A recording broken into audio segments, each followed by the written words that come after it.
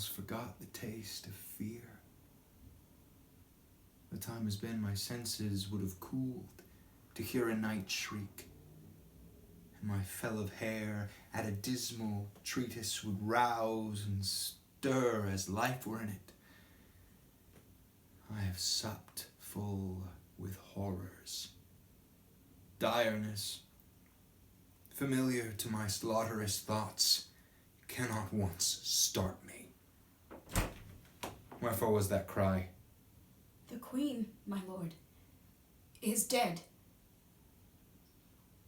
She should have died hereafter. There would have been a time for such a word. Tomorrow,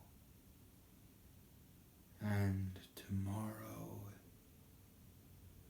and tomorrow creeps in this petty pace from day to day to the last syllable of recorded time. And all our yesterdays have lighted fools the way to dusty death. Out, out, brief candle. Life is but a walking shadow, a poor player that struts and frets his time upon the stage, and then is heard no more. It is a tale told by an idiot, full of sound and fury, signifying nothing.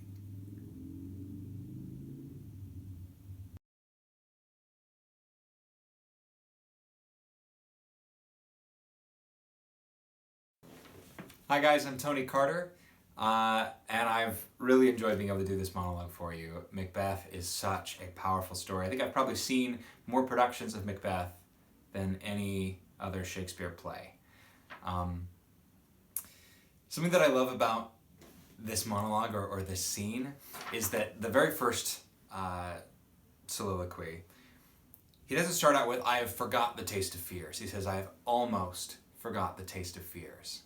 So something in that cry awakens what is that last ember of humanity in him, that last ember of vulnerability, and makes him afraid. He feels that little tingle of fear. And then as he compares that to where he was in the past, before he's gone on this journey of murder and betrayal, he sees that, oh man, the man who I was would have been terrified. And now all I fear is that little prickle. And it's because he says, I have seen so many terrible things. I have done so many things. I am such a monster. What monster out there could possibly scare me? I love that. And then the fact that we see the passion that he and Lady Macbeth have at the beginning of this play, and the news of her death brings what? Brings just that's an inconvenience. It's not the proper time. She should have died tomorrow when we'd have time to care. And that level of callousness just leads him into this thing of as he thinks about tomorrow, thinks about looking towards the future, he realizes there's no hope, there's no happiness, there's nothing to look forward to. It's just this endless cycle. Life is meaningless and it just goes on and on. And Shakespeare not only tells that so well, you watch him use word repetition.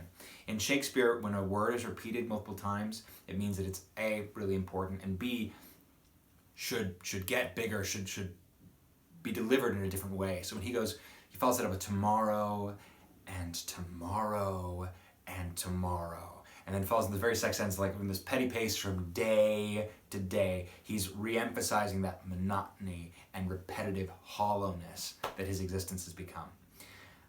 And something else that I love, that is at least my personal opinion, is that even Shakespeare's poetry in this moment kind of becomes simplistic and dry.